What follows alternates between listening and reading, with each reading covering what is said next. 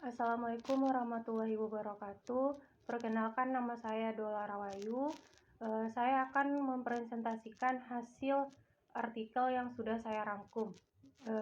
Temanya yaitu tentang IFRS Implementation, yang berjudul Proses Hukum sebagai Mekanisme yang Melegitimasi Partisipasi dan Daya Tanggap dalam Pengembangan IFRS 17 Kontra Asuransi. Pembahasan teori. Dalam artikel ini membahas tentang legitimasi Dewan Standar Akuntansi Internasional atau IASB dalam pengembangan IFRS 17 Insurance Contracts dengan menggunakan kerangka teoritis yang beragam artikel. Artikel ini mengacu pada 3 perspektif legitimasi: struktural fungsional, konstruksionis sosial, dan hegemonik yang diuraikan oleh Richard Sand pada tahun 1987, serta metodologi penelitian yang berbeda, yaitu positif, interpretatif, dan ini terutama berfokus pada pilot struktural fungsional yang mengasumsi bahwa nilai dan tindakan ditentukan oleh fungsi yang harus dilakukan untuk kelangsungan sistem sosial. Yang kedua, adanya kasus yang dibahas. Kasus yang dibahas dalam artikel adalah peran proses yang tepat dalam mengesahkan Dewan Standar Akuntansi Internasional atau IASB melalui pengembangan 17 Insurance Contracts.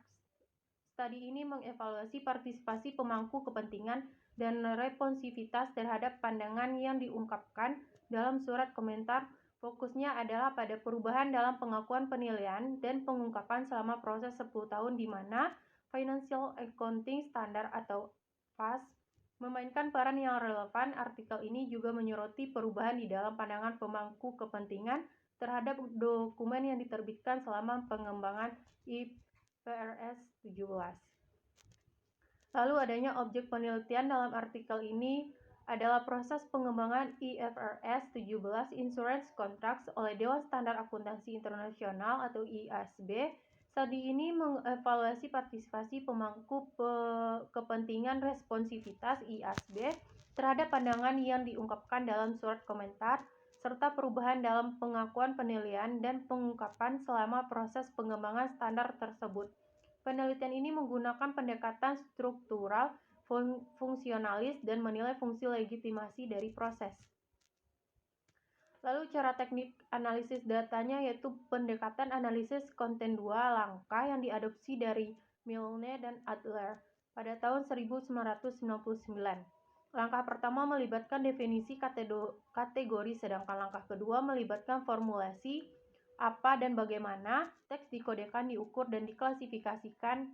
Proses ini membedakan posisi responden mengenai 3 isu yang ditentukan untuk mengurangi subjektivitas. Digunakan statistik kapal untuk kesepakatan antara anotator yang diusulkan oleh Cohen pada tahun 1960.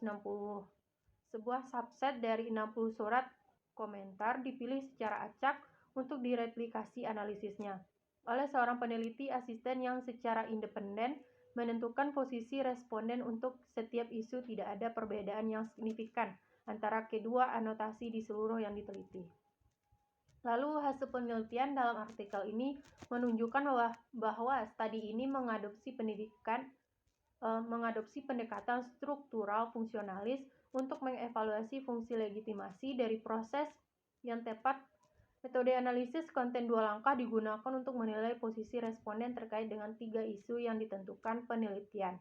Ini juga dikategorikan 629 responden ke dalam kelompok-kelompok yang berbeda seperti penyusunan laporan keuangan, profesi akuntansi, regulator, dan aktuaris atau konsultan. Sekian hasil presentasi saya. Kalau ada salah dan janggal saya mohon maaf. Saya sudahi. Assalamualaikum warahmatullahi wabarakatuh.